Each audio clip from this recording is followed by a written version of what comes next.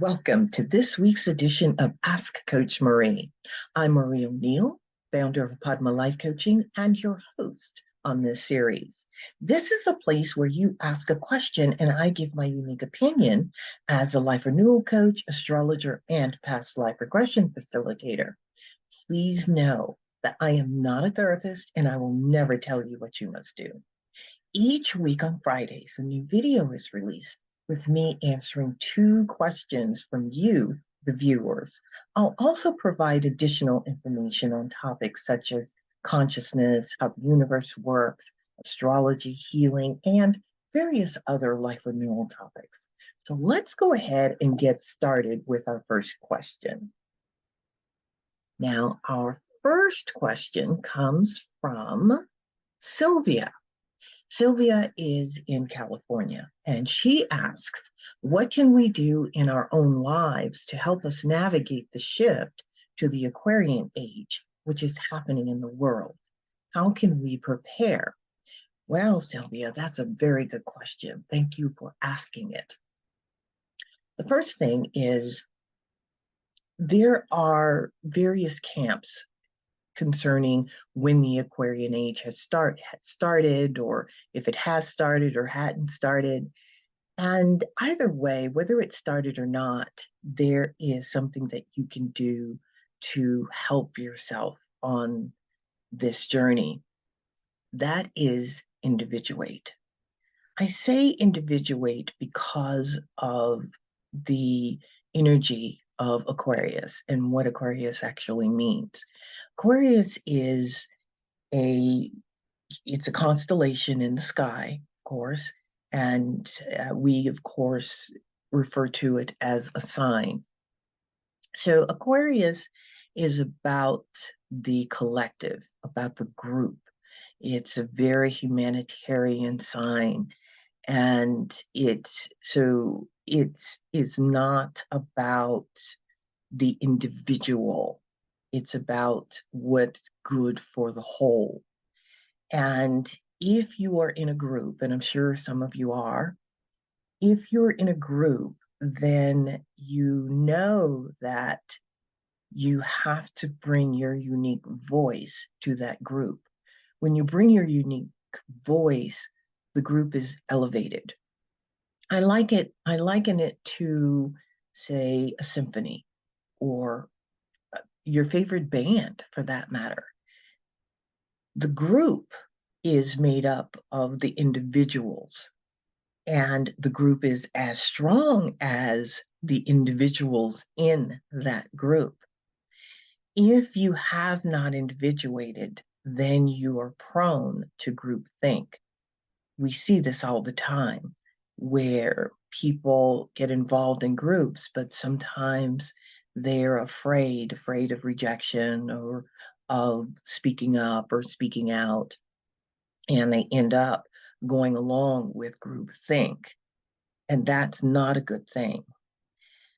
Aquarius is also a sign that has affinity with several planets, the planet Saturn and the planet Uranus.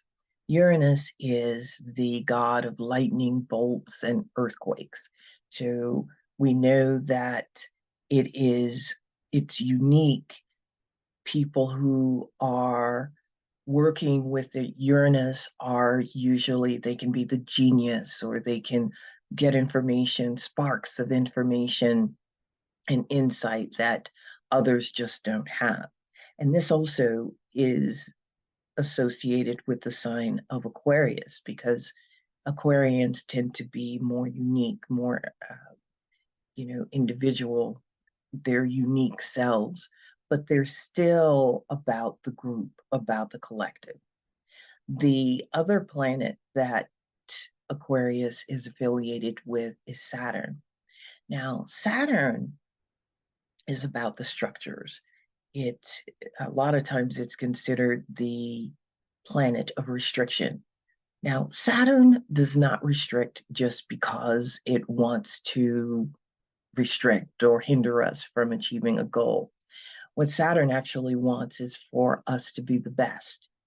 It's where our great work is determined. Because Saturn is working with Aquarius as one of its rulers, this is going to be a great work for all of us. This particular placement of Saturn. And with the Aquarian Age, we have to make sure that our structures are sound and solid. What does this mean? For you, Sylvia, and for all of us for that matter, it means doing the great work, the deep work of working through all of our trauma, all of the past issues that we've had, so that we can bring our whole selves, our whole self to the group, so that we can help the group to evolve. And what group are we a part of? When we think about the Aquarian Age, that includes everybody. And of course, we are a part of nature too. So, what is our relationship with nature? What is our relationship with ourselves? Speaking of individuation, one of the ways that you can individuate, or one of the tools that you can use to help you individuate, is astrology.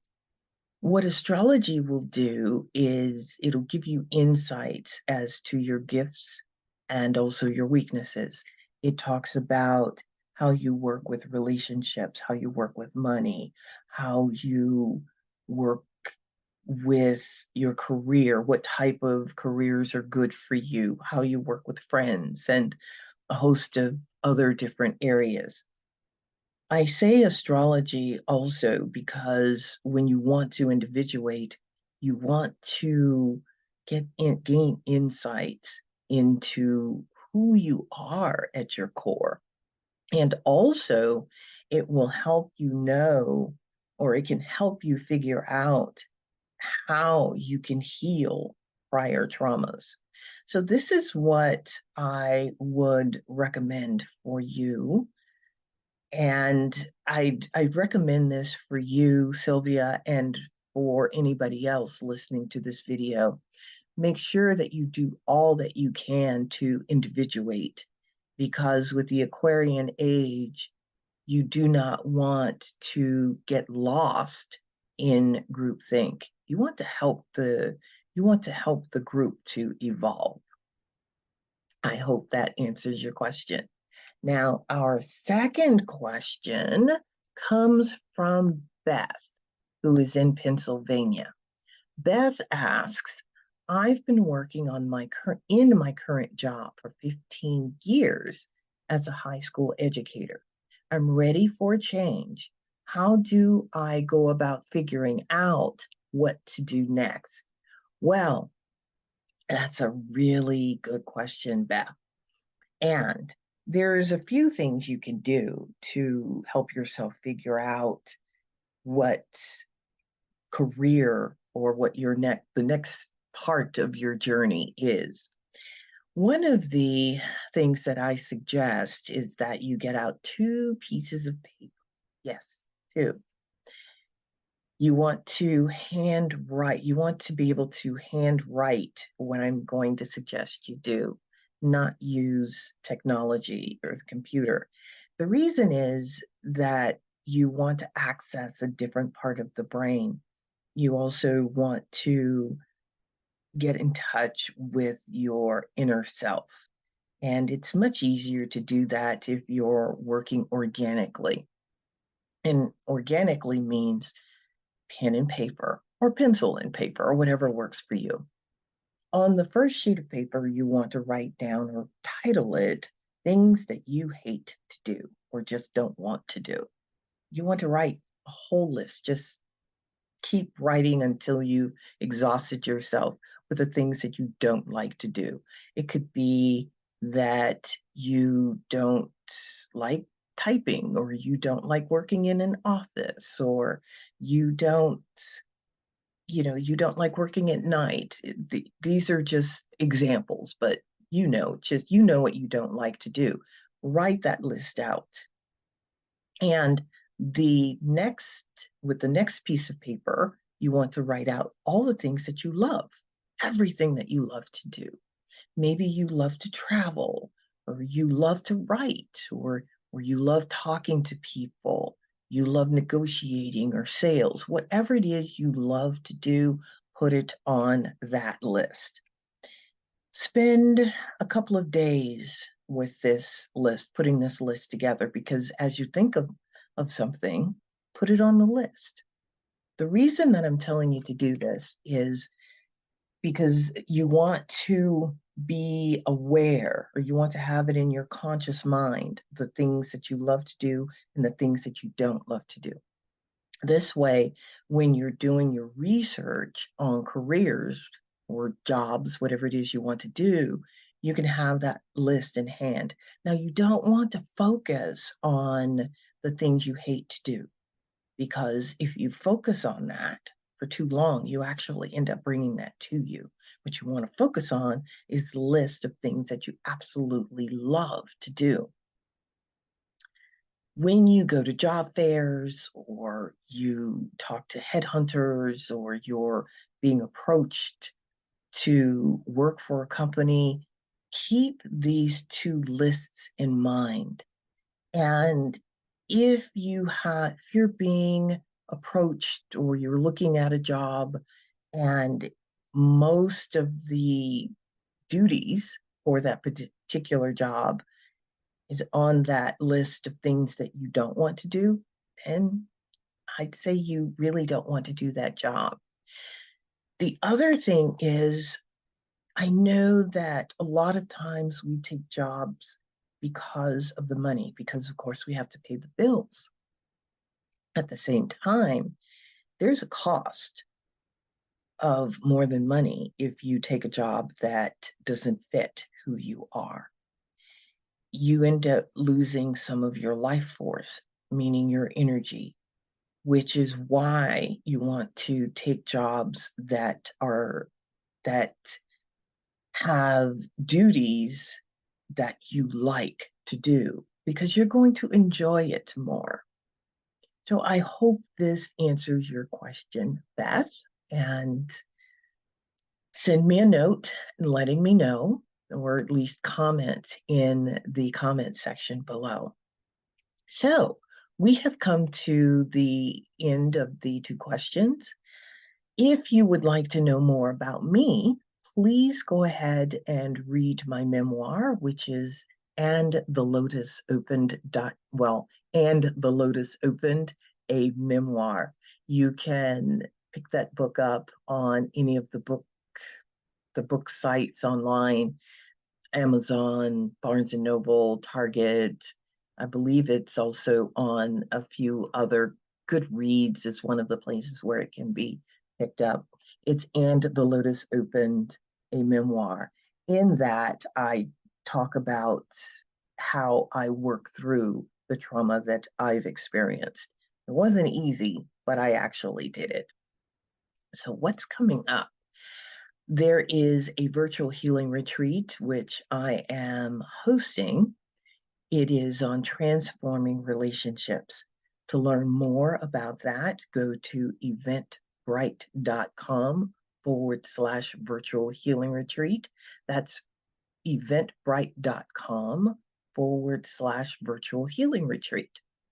And send me your questions. I will do my best to answer them on one of the videos that I do. Send the questions to padmacoach@icloud.com. That's padmacoach@icloud.com. And please be sure to like and subscribe my YouTube channel, Padma Life Coaching.